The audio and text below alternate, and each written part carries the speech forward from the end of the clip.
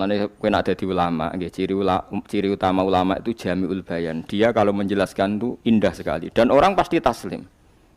Sampeyan saiki tak warai tenan. Sampeyan kan biasa wiridan la ilaha illallah kan biasa, mulai mimpin tahlil sampai kepeksa mergo do tahlil melok, sampai sing darani bid'ah wae akhire ya melok tanggane napa? Tahlil. Wis pokoke wae. Kata Ibnul Qayyim Al-Jauziyah dalam kitab Zadul Ma'ad. Kitab Zadul Ma'ad itu kitab kesayangannya Sayyid Abdul Al-Haddad. Sayyid Abdul Al-Haddad itu pengarang kitab Zadul Ma'ad. Padahal kitab ini dikarang oleh muridnya Ibnu Taimiyah. Abdul Al-Haddad itu gak seneng Ibnu Taimiyah tapi seneng muridnya. Jadi di sini ulama ya demokratis. Gak seneng gurune tapi seneng. Sajane Ibnu Taimiyah itu orang baik.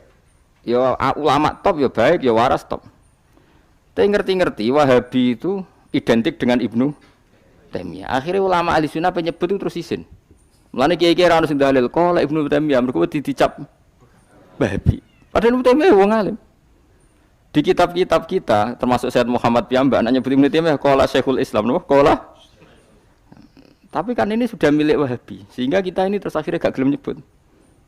Ya dadi kitab koyo dalil fastabiqul khairat iki apa iki dadi dalil yo dhewe-dhewe. Wah parah tenan wong-wong. Dulu saya melihat orang enggak kunut itu ya biasa. Mergo saya sebagai wong alim ngerti iku madzhabe Abu Hanifah. Saiki nek ora kunut Muhammadiyah.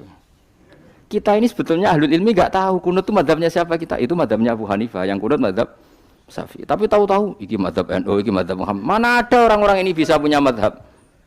Ngalime sepiro nganti dadi napa? Madzhab. Tapi wis dadi bahasa, wis dadi napa? Sekuwajo kabeh sene. Mas repot-repot. Tak warai iki. Sampeyan ben nglafadzno la ilaha illallah iku keren ya, keren tenan mboten keren-keren. Ngendikane Ibnu Qayyim Al-Jauziyah itu gini. Min asliha khuliqatil jannah wa min asliha khuliqatin nar. Terus wa min asliha khuliqatid dunya wa min asliha buisatir rasul. Wa min asliha qatalar rasul. Wah terus sampai sekarang saya tak bedai. Surga itu kan digawe kelas VIP. VIP mewah. Terus jari rugane widadari nur kan nak wingi sebut. Pira 70 ya? 70. Wayu kabeh kan ora ono sing kriting, wayu kabeh. Wayu kabeh terus gak tahu delok wong liya. Kadang bojo kita wis elek jek delok. Oh iya, widadari sifatnya maksuratun fil khiyam. Jadi gak tahu keluyuran ning ndi. Wayu kabeh. Lek. Surga yang semewah itu selek itu ya bagi mereka sing nglafatno atau yang menerima la ilaha illallah. Neraka sekarang dibikin dalam itu. Jari Abu Hurairah neraka itu tes-tesane benda kamu jatuhkan ke neraka itu untuk santet ke bawah itu nunggu 70 tahun. Kila 70.000 tahun. Dikira HP-mu mbok ceblokno neraka iku cebloke ngenteni 70 tahun. Betapa dalamnya. Ngentekno bego piro ya bayang misalnya. Oh itu kontraktor mana saja tidak sanggup itu disuruh ngeduk kedalaman neraka. Iku ya mau kanggo wong sing menolak la ilaha illallah. Jadi kalimat ini luar biasa. Swarga digawe bagi yang nerima, neraka digawe ya untuk yang menolak. Ya kalimat sing kowe nak tahlilan turu iku lho. Iku kalimat sing nggo alasan apa gawe swarga. Terus kalimat sing suwe-suwe sing lafadzno diarani bid'ah iku. Itu kalimat sesakral ini nasibnya akhir zaman iku entek. Gara-gara dilafadzno tahlilan tersangka jadi apa? Bid'ah. Dulu kalimat yang dipuja-puja penyebab surga dan neraka, saiki kalimat itu tersangka. Mau perkara napa? Bid'ah. Wis aja melok-melok, kowe debat ya ora iso makili aku, sebarno iso. Kok terusno dalan tok. Dah. Berarti la ilaha illallah itu kalimat yang surga dibikin karena itu, neraka dibikin ya karena itu. Kemudian Allah punya sunnah, lalu butuh pelatihan. Dikasihlah Allah gawe bumi. Piye-piye manusia butuh latihan, dibikinlah bumi. Gendekne latihan ikrar la ilaha illallah dengan sadar, dibikinlah bumi, liyabluwakum terus dites. Wis digawe bumi, ana makanan, ana minuman, ana wong wayah, ana pegatan macam-macam, wong diutang wis mbulet macam-macam. Nggo ngetes, eling la ilaha illallah apa eling utangi, eling la ilaha illallah apa eling kasuse, pokoknya dites. Karena enggak fair kalau Allah bikin itu kemudian enggak dites, dibikinlah darul imtihan. Dunia itu bahasa Arabnya darul imtihan. Tempat tes-tesan, imtihan mana apa? Tes, liyabluwakum diuji. Wes diuji kita hidup. Artinya kita dihidupkannya pun oleh Allah demi tes-tesan la ilaha itu disebut kalimatu haqqin alaiha. Nah, ya sebenarnya kita hidup pun ini untuk dites. Pada akhirnya la ilaha illallah apa enggak? Paham ya? Terus dites. Allah itu juga secara hukum itu kan enggak fair, dites kok enggak punya pemandu. Dibikinlah rusul, diutuslah para rusul untuk pemandu. Tes itu kan butuh seru. Mak pemandu tok ora ono musuhe kan enggak seru. Dibikinlah setan. Saat ini sebagian kita sudah setan tapi ini ben seru. Lho ndak setan kan minal jinnati wan nas rumangsamu setanu sapa? Baik setan minal jinnati wan nas. Jadi kena muni auzubillahi minasyaitonir rajim terjemahane berlindung Allah dari saya sendiri ya Allah itu. Lho itu kalau ulama dulu biasa auzubillahi min syururi anfusina wa min sayyiati a'malina. Sebenarnya kita berlindung hanya dari setan yang jauh, iblis itu enggak. Ya setan diri kamu sendiri min syururi anfusina dari kejelekan diri kita. Ngomongnya do ujub, soalnya setan tuh makhluk gaib sing piye. Lah kowe iku sapa? Nganti kowe maksiat terus mergo akrab klop, roh mbek setan klop. Mulane terus maksiat. Dah Allah ngutus pemandu yang ngecul setan ben fair. Napa? Fair. Jadi semua darul ibtila ini juga demi kalimat. Makanya disebut kalimatu haqqin sing alaiha nahya. Kita hidup ya demi mendapatkan kalimat itu. Kita mati nanti ya demi kalimat itu, artinya mati ke neraka ya karena kalimat itu kita menolak atau mengabaikan.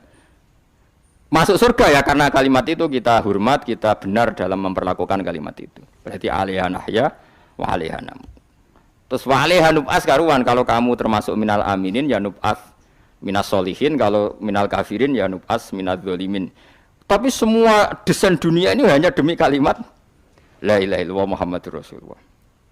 Nah ini kan penting. Bagaimana mungkin kemudian kalimat sesakral ini, sehebat ini, kemudian ada orang tahlil kamu tidur? Kok iso? Kula janggal kok iso wong turu. Misalnya kayak mangkel, kula mangkel sing mimpin Gus, wira barbar.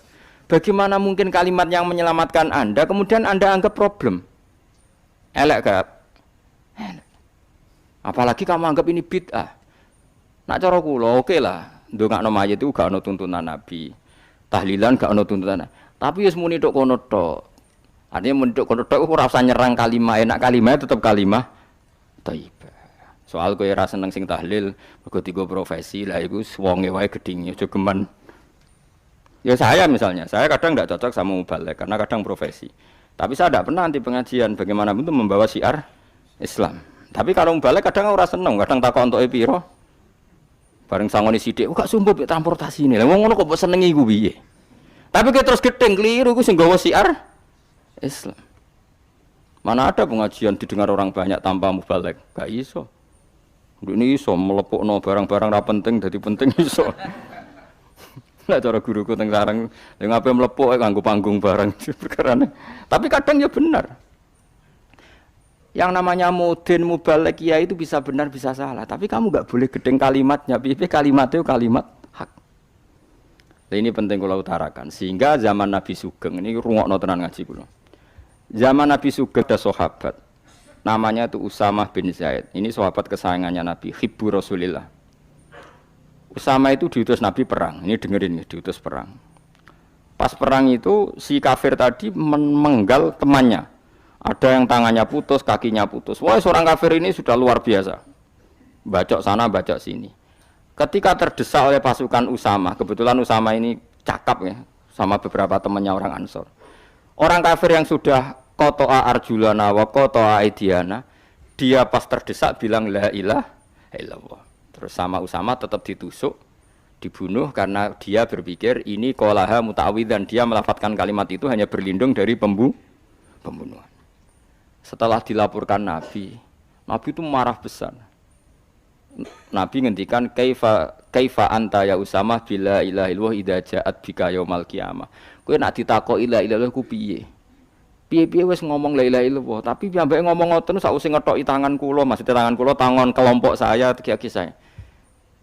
Nabi tetap jawab kaifa bila ilaha illallah idza ja'at bika yaumal qiyamah. Pokoknya Nabi menyoal terus.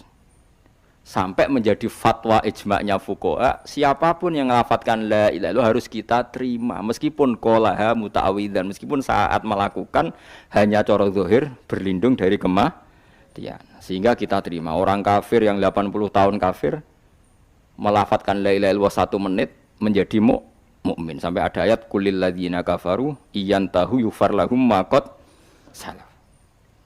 Ini kalimat yang sakral, bahkan kafir yang 80 tahun saja menjadi mukmin hanya karena melafadzkan la ilaha illallah. Mulane yang ngaji saya, yang seneng saya, jangan pernah kamu mengatakan ada bid'ah yang orang bisa jadi kafir. Bagaimana mungkin orang mukmin yang ke kuburan dan melafadzkan la ilaha illallah kamu katakan kafir? Padahal kalimat ini yang kafir 80 tahun saja menjadi mukmin. Saiki ana wong nglafadzno la ilaha illallah mergo salah tempat pinggir patok mbok arani kafir. Lho kok aneh. Wong sing kafir 80 tahun dadi mukmin iki gara-gara ngafalno la ilaha illallah dadi kafir. Mergo mok salah tempat ning pinggir apa? Patok. Mbok yen ora cocok muni nganggur, wong sering ziarah ku nganggur. Nyatane ya tenan. Cara dekne pegawai negeri ya ora sering ziarah. Nah iku tapi ora usah muni kafir, nek muni kafir gak mungkin lah. Coba kalimat ini itu orang kafir yang 80 tahun menjadi apa coba dengan melafadzkan kalimat ini? Mukmin kan? Berarti kalimat ini adalah kalimat penghilang kekafiran.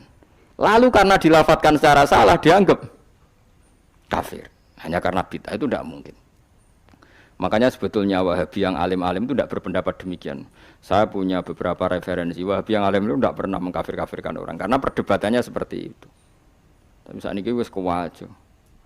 Sebenarnya kalau orang alim itu ya mirip-mirip. Entah Wahabi, entah tidak mirip-mirip. Karena kalimat tadi. Wahabi itu kitab terbesarnya itu Ibnu Taimiyah. Ibnu Taimiyah itu punya murid Ibnu Qayyim Al-Jauziyah. Itu sampai sekarang saya lihat di fatwanya Ibnu Taimiyah itu begitu hormat sama orang-orang kita ini sama. Tapi tahu-tahu lewat penyaduran sana sini terus menjadi kacau. Jadi kalau baleni malih sampai nak kepengin duwe nikmat batinah seperti tadi yang saya utarakan. Swarga dicipta sedemikian mewah ya demi yang menerima la ilaha illallah. Terus neraka dibikin se ekstrim itu juga bagi yang nolak. Kemudian dibikin daru pelatihan yaitu dunia. Ya karena kalimat berarti kalimat ini luar biasa. Wa biha qamatis samawati wal ardu. Kalimat ini pulang menjadikan langit bumi berdiri.